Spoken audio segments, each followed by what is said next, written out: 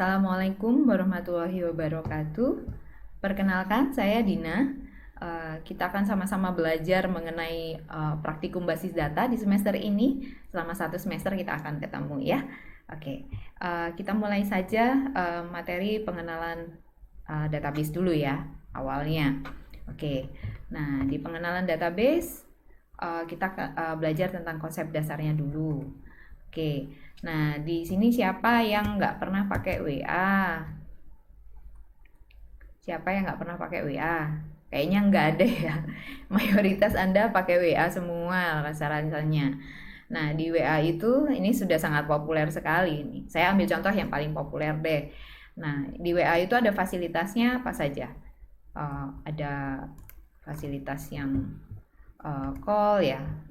Chat ya. WA chat gitu adanya. Terus apa lagi? Ada apa lagi selain chat?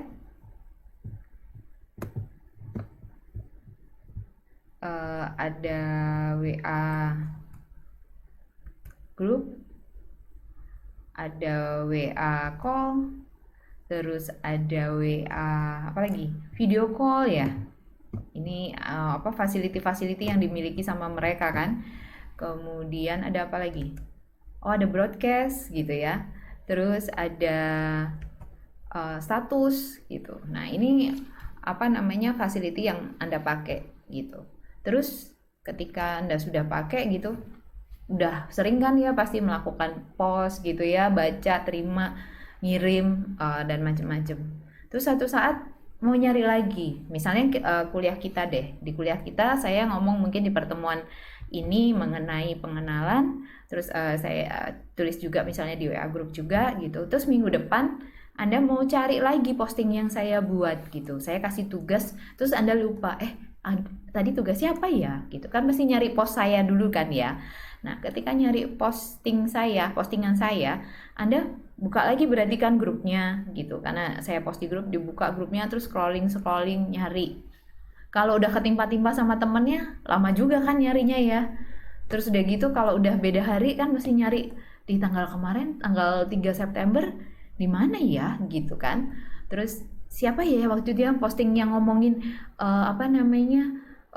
cerita misalnya tugasnya ini gitu, siapa yang ngomongin ya gitu. Nah, itu kan kalau nggak inget atau blank, susah ya nyarinya ya. Anda mesti pakai search, mesti mikir dulu gitu. Nah, udah gitu berarti prosesnya akan lama.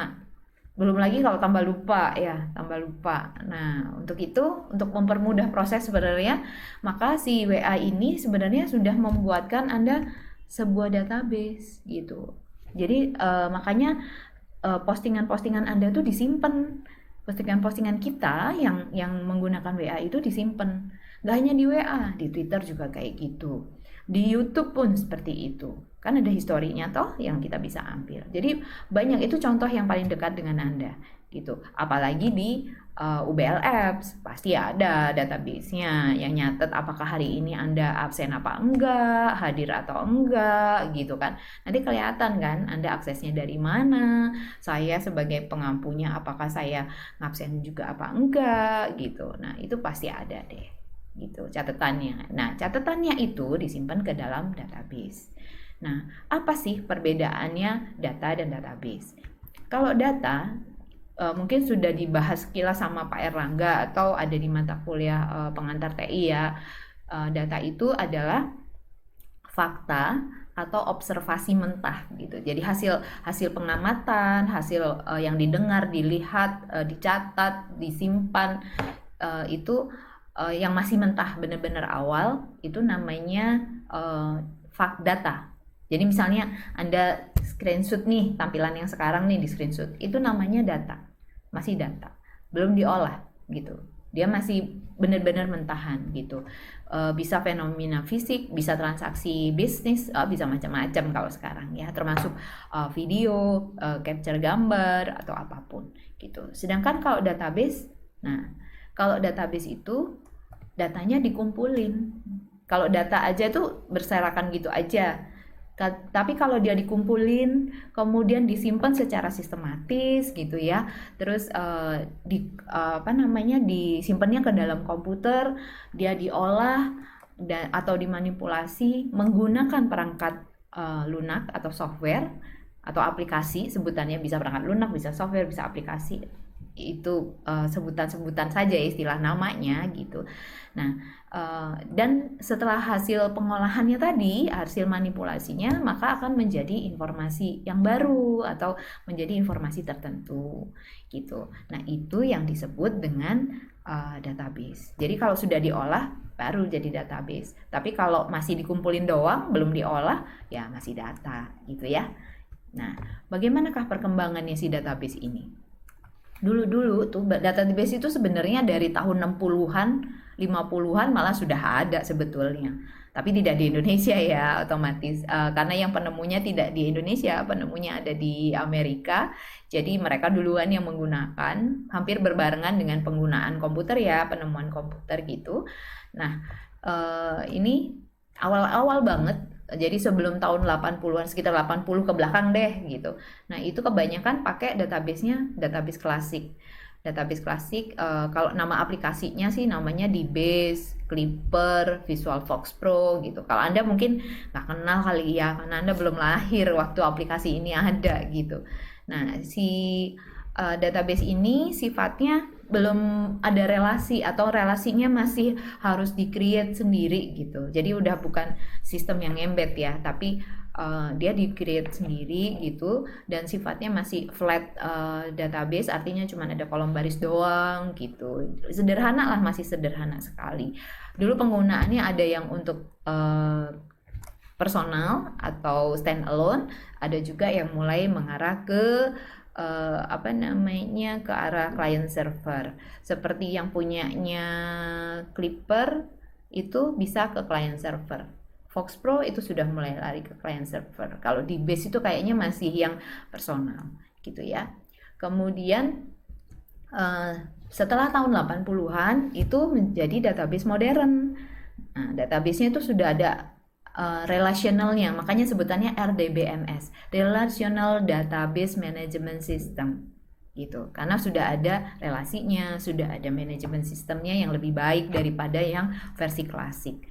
Nah, apa aja sih aplikasinya yang masuk di modern database ini? Nah, itu ada Access gitu, ada Access, ada MySQL, ada MariaDB, ada Oracle, ada SQL Server, ada PostgreSQL, ada Firebird, ada IBM DB2, banyak banget gitu. Ada macam-macam sih sebenarnya, ini sebagian saja yang saya tuliskan ada di sini ya.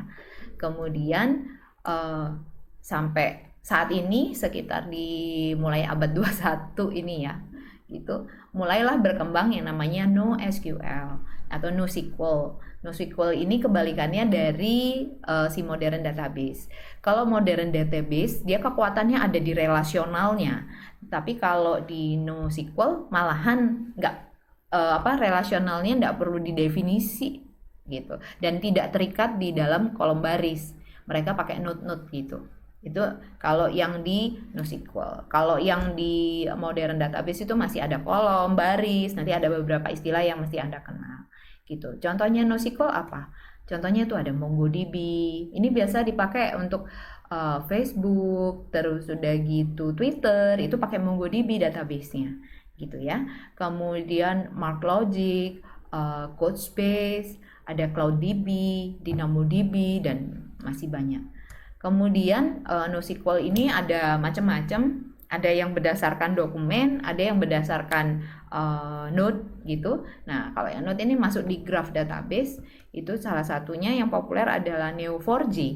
Terus udah gitu ada OrientDB, ada Titan, ada Weaver, dan lain-lain gitu. Jadi sebenarnya database itu aplikasinya banyak, karena yang bikin banyak gitu. Tapi kelompoknya kurang lebih seperti ini gitu ya.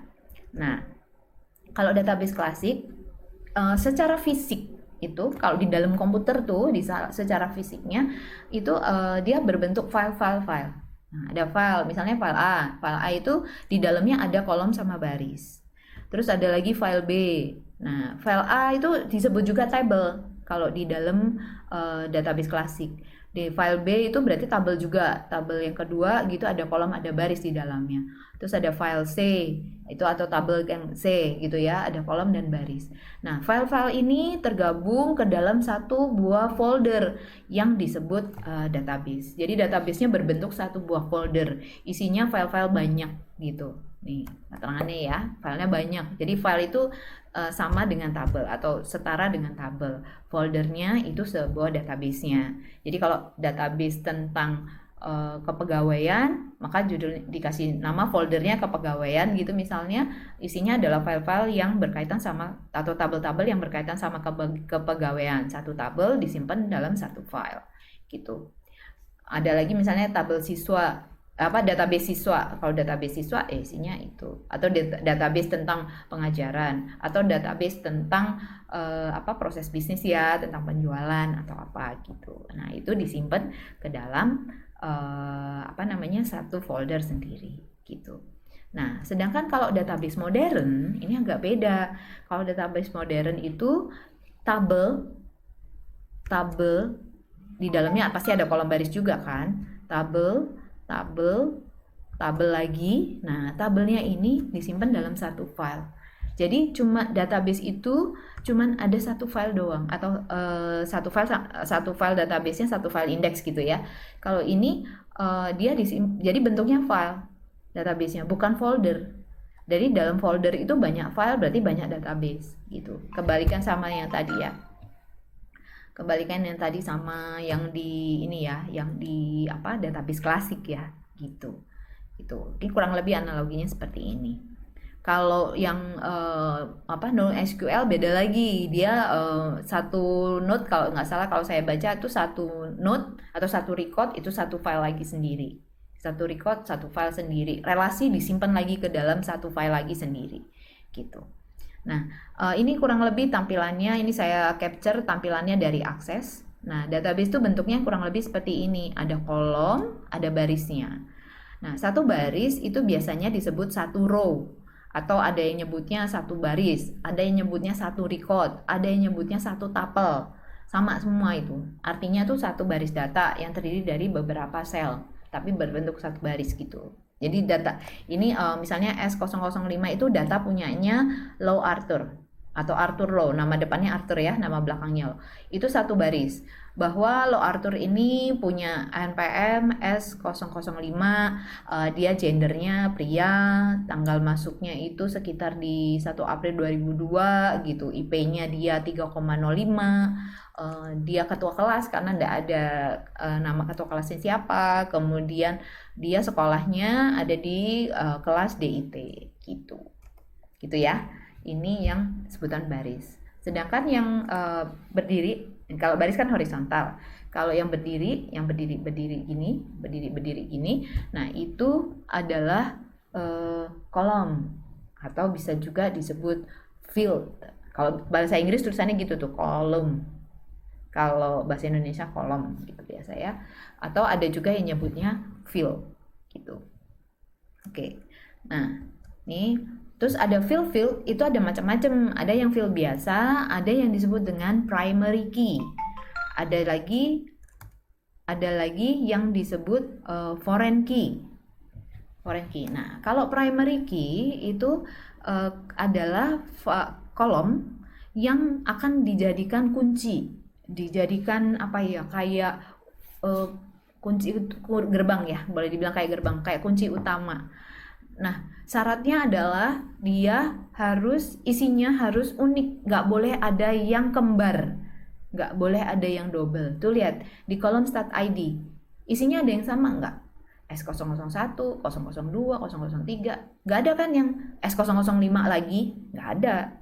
S005-nya cuma satu, S016-nya cuma satu, nggak ada yang double.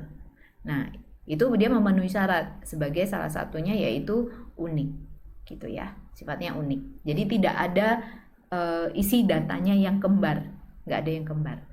Beda dengan kolom berikutnya, karena ada peluang untuk kembar. Last name itu bisa aja orang punya nama keluarga sama, nama depan bisa sama ya, yang namanya Dina bisa lebih dari satu gitu, meskipun nama belakangnya beda. Yang satunya Fitriana, yang satunya Wahyuningsih, yang satunya depannya sama-sama Dina, Dina Mariana, Dina Wahyuningsih, kan beda. Terus udah gitu gender, lihat di gender, yang male atau M banyak, yang F banyak gitu. Di date enroll, di tanggal daftar banyak juga. Yang IP-nya sama ada, yang ketua kelasnya bareng sama ada, yang kelasnya sama, kode kelasnya sama ada. Jadi dia nggak bisa menjadi primary key karena isinya itu ada yang kembar-kembar, atau kita nyebutnya ganda atau tidak unik. Unik itu artinya cuma ada satu doang gitu. Sedangkan foreign key itu adalah sebuah kolom yang menghubungkan ke tabel lain, di mana tipe datanya sama, isinya sama dengan kolom dengan tabel yang lain yang akan dihubungkan, dan kalau bisa malah nama kolomnya sama.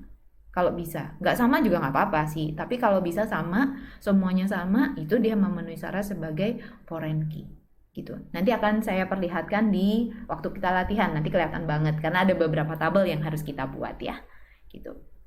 Oke, nah sebelum masuk ke pembuatan tabel, saya mau kenalin dulu yang namanya tipe data. Kalau di database ini sangat berpengaruh, tipe data itu kita harus tahu. Kenapa? Karena setiap tipe data punya karakteristik sendiri dan penggunaan sendiri-sendiri gitu. Kalau di Microsoft Access nih, saya ambil dari www.w3schools.com yang di SQL. Anda boleh buka juga nanti, di sana ada tipe data untuk MySQL sendiri, SQL Server sendiri, Access sendiri gitu. Memang beda-beda sih, ada yang mirip, ada yang berbeda gitu ya. Nah, di sini kelihatan tuh. Di Access tuh ada beberapa tipe. Nanti yang akan sering kita pakai yaitu yang tipenya teks, yaitu yang isinya huruf untuk nama, untuk apa namanya tadi, nama depan, nama belakang ya, gender, itu kan pakai huruf. Itu kita pakai tipe datanya teks. Kemudian seperti stat ID atau NPM tadi kan kombinasi angka dan huruf, S1001, S1016, itu kan ada huruf, ada angka. Biasa disebut dengan nama alfanumerik. Kalau gabungan seperti itu, gabungan antara angka dan huruf, itu namanya alfanumerik. Alfanumerik itu kalau diakses pakai teks juga, gitu ya. Terus nanti yang kita pakai, nanti ada double. Tuh lihat di baris keberapa? 1, 2, 3, 4, 5, 6, 7. Di baris ke-7. Itu ada double ya. Double itu artinya data yang masuk nanti berupa angka dan dia desimal. Ada berapa digit di belakang koma. Karena tadi kan angkanya yang di GPA atau di IP itu ada 3,17. Ya kan? 1,88, 2,35. Nah, ada komanya kan? Nah, karena pakai koma itu pakai double. Terus kalau misalnya nggak pakai koma Bu, kalau nggak pakai koma boleh pakai single, boleh pakai integer. Coba lihat di situ kan ada ya. Silakan dipantengin deh, nanti kan ini rekaman ini bisa Anda puter-puter bolak-balik ya. Silakan dilihat-lihat lagi. Kemudian tadi ada tanggal daftar ya. Nah, itu kita akan pakai date time. Untuk tanggal-tanggal tuh ada tipe datanya yaitu date time. Gitu ya. Oke. Nah, karena ini praktikum pasti kita harus latihan ya. Nah, di latihan yang pertama ini yang Anda mesti siapin, yang pertama adalah siapin laptopmu atau komputermu. Silakan disiapin. Pastikan di dalam laptop atau komputermu itu ada Microsoft Access. Bu, kenapa sih kok nggak pakai SQL atau apa? Nanti kita pakai. Cuman ini saya ambil yang rata-rata ada di laptop kalian tuh, rata-rata ada, karena kan kalau nginstal Office biasanya ada Word, ada Excel, ada aksesnya, ada PowerPoint kan, ada aksesnya. Itu biasanya nempel gitu. Jadi saya ambil yang paling familiar gitu biar Anda nggak susah-susah banget. Dan saya mau memperlihatkan bahwa database itu kalau untuk yang usaha kecil atau perusahaan atau kegiatan yang tidak terlalu besar skalanya, orang yang diolah belum sampai jutaan, itu bisa pakai yang kecil ya, sederhana. Misalnya contohnya pakai akses, gitu ya. Oke. Nah, ini sekarang silakan buka aksesmu. Ini saya buka akses di laptop saya. Akses.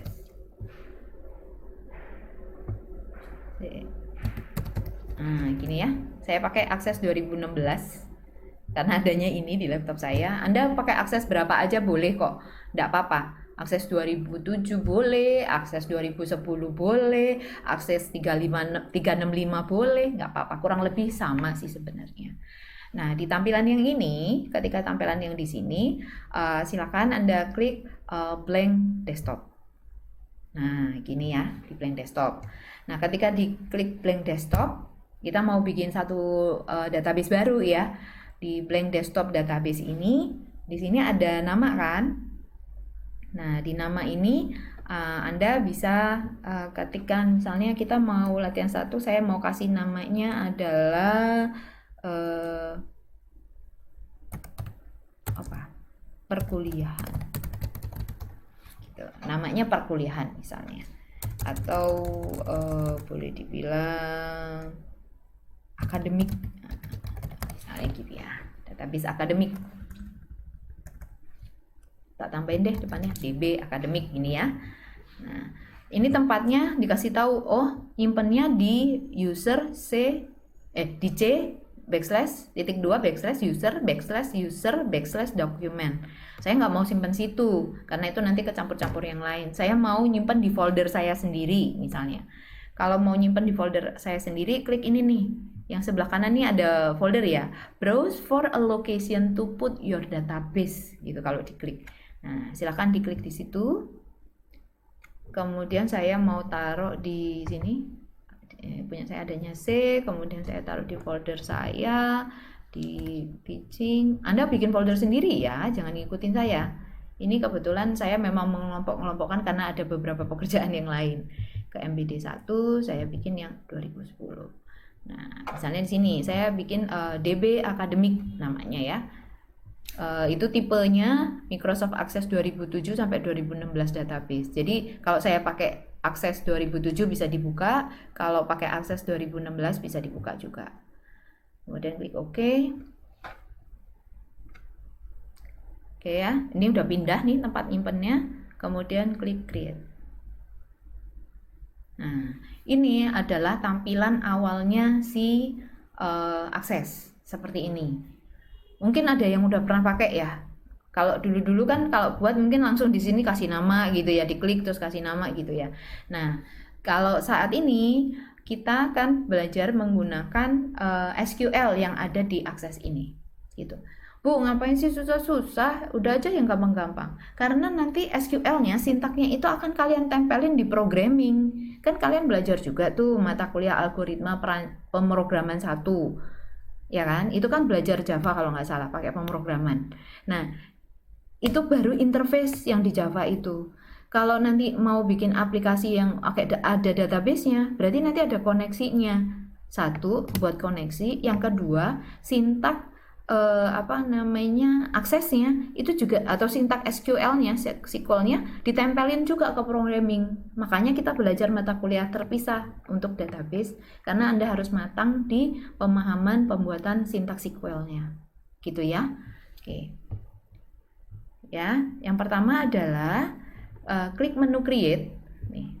Kalau menu create dibuka, maka di sini taskbar-nya ganti ya, atau ribbon-nya ganti. Nah, cari ribbon-nya query design. Ini query design. Di beberapa akses yang lama tuh adanya di sebelah kanan, paling kanan tuh. Kalau di yang baru di tengah-tengah. Bebas deh, pokoknya cari aja yang namanya query design. Karena kita kan tipenya ada yang nggak sama ya aksesnya, serinya. Oke, query design. Maka tampilnya seperti ini yang ada di layar. Nih, ada kotak dialog yang flying box seperti ini. Ini klik tanda silang aja. Klik tanda silang boleh, klik close boleh, pokoknya ditutup. Intinya ditutup. Nah, tutup seperti ini, sudah. Ketika sudah ditutup, kemudian klik SQL. Yang ada tulisan SQL sebelah kiri tadi ya. Diklik. Nah, inilah tampilannya. Kita akan bekerja, kelihatan ya kursor saya lari-lari nih ya. Kita akan bekerja di area ini. Areanya di situ. Oke, karena di sini kecil nggak bisa dibesarkan, maka saya akan buka notepad ya. Notepad di layar saya akan buka gitu, biar nanti saya kopikan dari sini, biar ini bisa gede-gede tulisannya ya. Oke, kita balik lagi ke presentasi ya. Oke.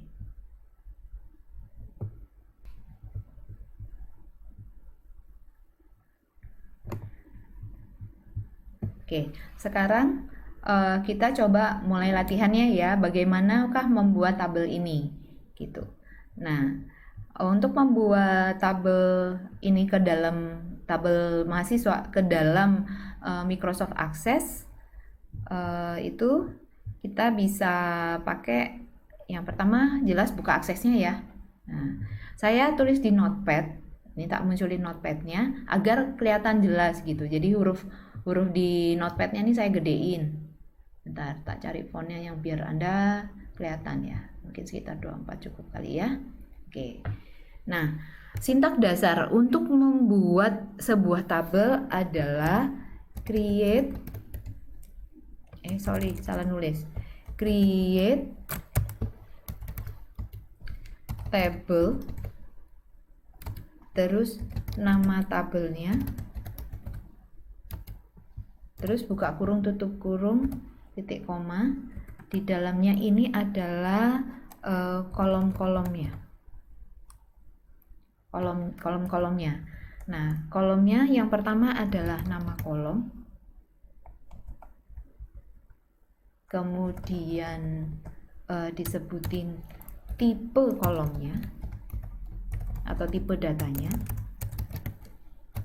Terus kalau ada lebarnya ya ditulis lebarnya berapa gitu. Kalau ada size-nya gini nulisnya gitu. Tapi kalau nggak ada ya gini aja gitu. Ini kolom yang pertama.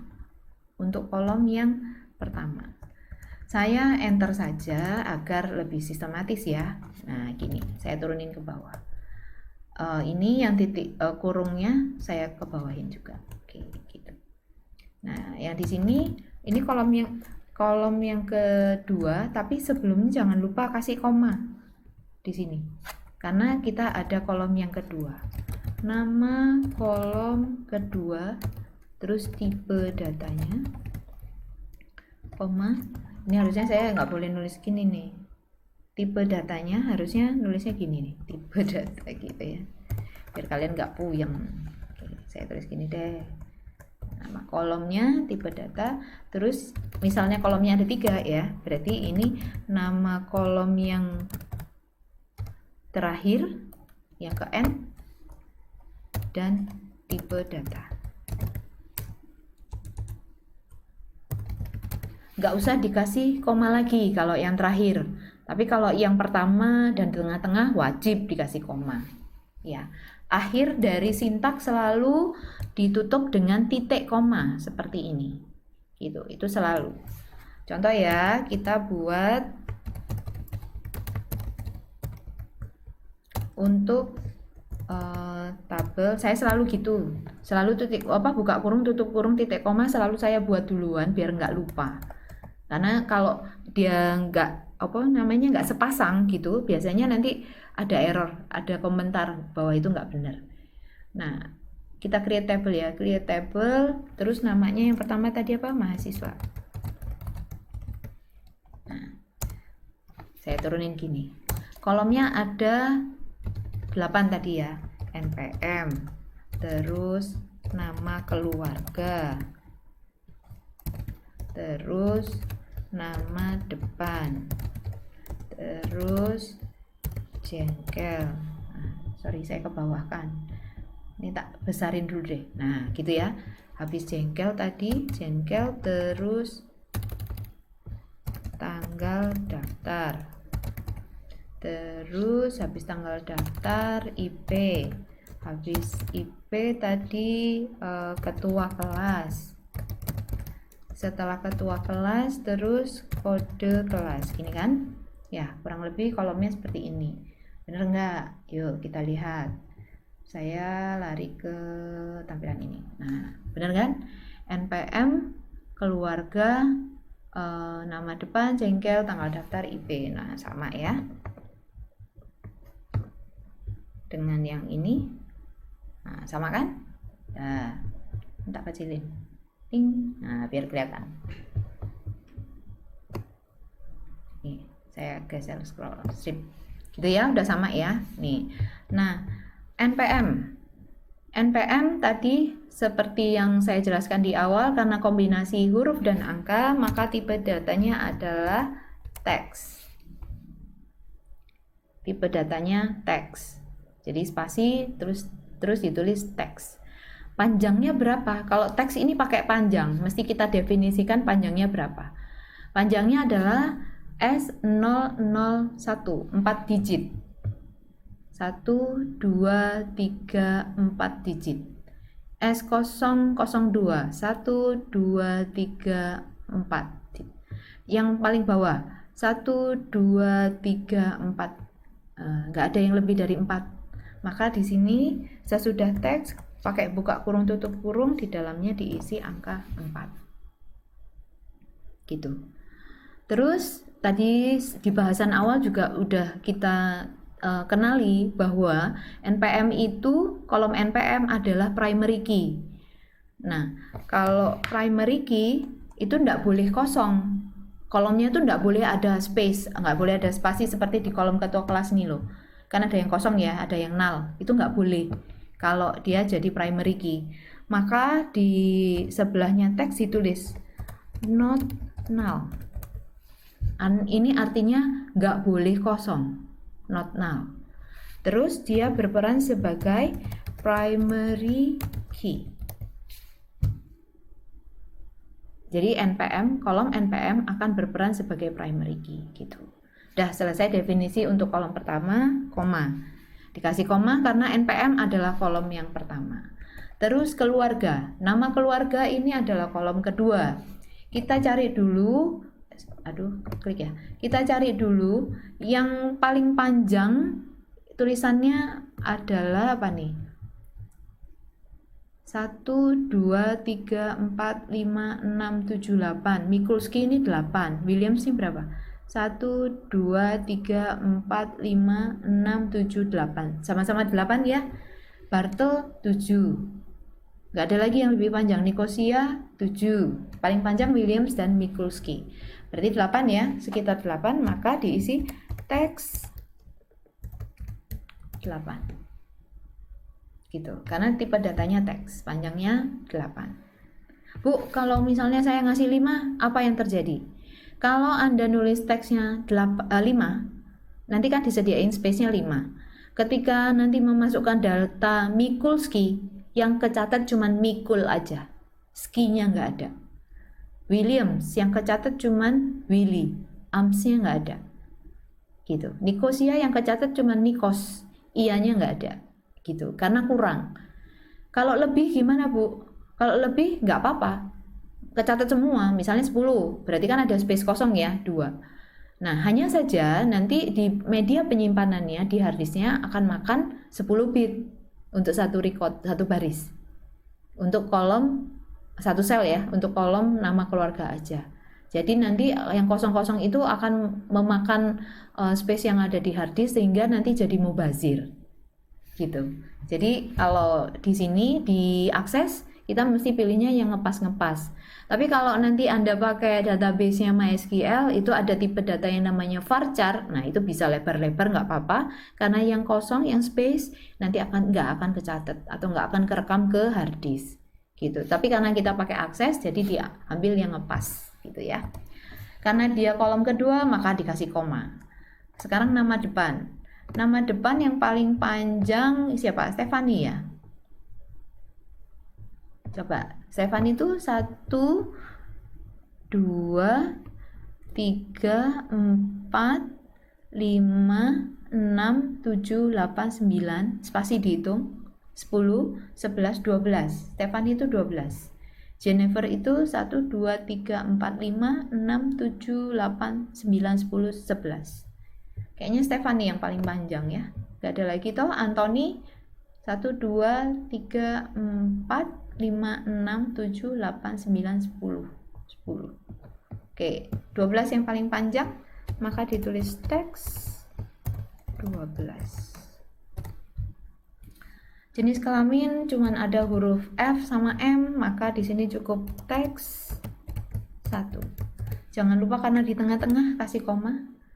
Tanggal daftar tadi tipe datanya adalah date, gitu, date time ya, bisa ditulis date atau date time. Nah, tipe datanya ya. Kemudian IP, di situ angka, jadi kasih double. Bu, kok ibu nulisnya huruf besar sih bu? Boleh nggak kalau tulis huruf kecil? Boleh. Saya hanya menunjukkan, ini biasanya umum ya kita pakai oleh para programmer.